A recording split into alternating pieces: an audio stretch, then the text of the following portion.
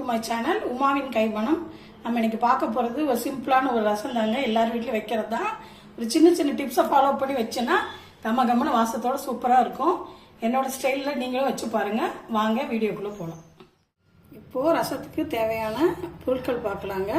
இதில் ஒரு எலுமிச்சம்பழம் அளவு புளி ஊற வச்சுருக்கேன். இது 2 மிளகாய் வத்தல், ஒரு 4-5 வெள்ளைப்பூடு, 1 ஸ்பூன் மிளகு, 1/2 ஸ்பூன் ஜீரகம், 1 ஸ்பூன் ஜீரகம், கொஞ்சோண்டு 2-3 இது வெந்தயம் எடுத்துக்கணும். சின்ன வெங்காயம் 2 வெங்காயம் நறுக்கி வச்சுக்கணும். இது காஞ்ச கொத்தமல்லி 1 ஸ்பூனு, ஒரு 2 தக்காளி பழம் நறுக்கி வச்சுருக்கேன். இது கருவேப்பிலை, கொத்தமல்லி. இதுதான் தேவையான பொருட்கள். இப்போ நம்ம ஃபஸ்ட்டு ஜீரகம் மிளகெல்லாம் ஃபஸ்ட்டு அரைச்சிட்டு வரலாம். இப்போ ஃபஸ்ட்டு ஜீரகம், வெள்ளைப்பூடு, வெந்தயம் தாளிக்கிறதுக்கு தான், அதனால் அந்த ஜீரகத்தை மட்டும் போட்டுக்கலாம். மிளகு போட்டிருக்கேன். மிளகு, ஜீரகம், வெள்ளைப்பூடு, அதுக்கப்புறம் ஒரே ஒரு வத்தல் மட்டும் எடுத்து போட்டுக்கலாம் அரைக்கிறதுக்கு.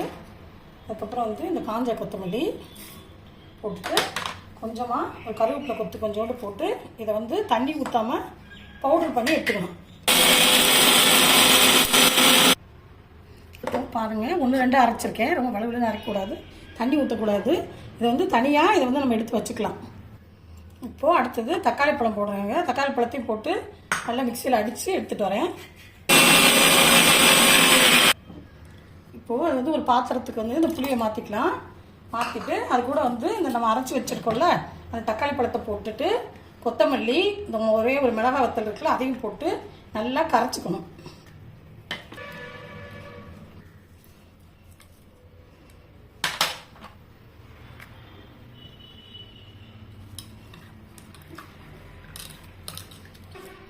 இப்போ நல்லா கரைச்சி தேவையான அளவு நமக்கு ரசம் எவ்வளோ தேவையோ அந்த அளவு தண்ணி ஊற்றிட்டேங்க. இப்போ அது தேவையான அளவு உப்பு சேர்த்துக்கலாம். உப்பு சேர்த்துட்டு அதுக்கப்புறமா நம்ம தாளிக்க போகிறோம். அடுப்பில் வானலி வச்சுருக்கேங்க. இப்போ தேங்காய் எண்ணெயில் தான் தாளிக்கணும். அப்போ தான் ரசம் நல்லா வாசமாக இருக்கும். கொஞ்சமாக தேங்காய் எண்ணெய் ஊற்றிருக்கேன். அதுக்கப்புறம் கடுகு உளுந்தம் பருப்பு போட போகிறேன். அப்புறம் அது வெடிக்கட்டும். வெந்தயம் போட்டுக்கலாம். வெந்தயத்தை போட்டுட்டு லைட்டாக லேசாக வறுத்துக்கிட்டு ஒரு 2 சின்ன வெங்காயம் நறுக்கி வச்சுருக்கேன்னா அதை போட போகிறேன்.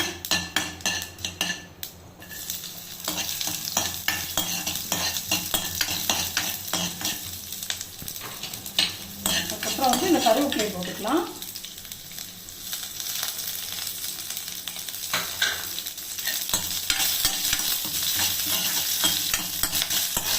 லேசாக வதங்கட்டும். வெங்காயம் லேசாக வதங்கட்டும். வெங்காயம்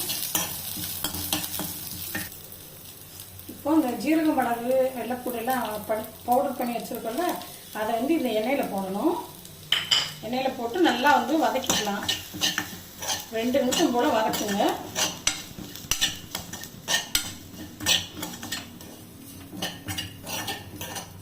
கொஞ்சம் நல்லா லைட்டாக வதங்கி வச்சுங்க.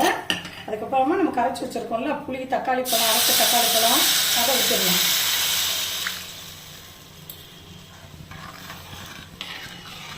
இப்போது ரசம் நுரக்கட்டணும், கொதிக்கக்கூடாது.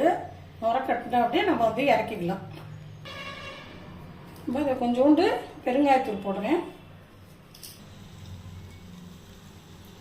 இப்போது ரசம் நல்லா நுரக்கட்டி வந்துருச்சுங்க. இது கொதிக்க விடக்கூடாது. அவ்வளோதான், நம்மளோட ரசம் ரெடி ஆயிடுச்சு. நீங்கள் ஒரு தடவை ட்ரை பண்ணி பாருங்கள்.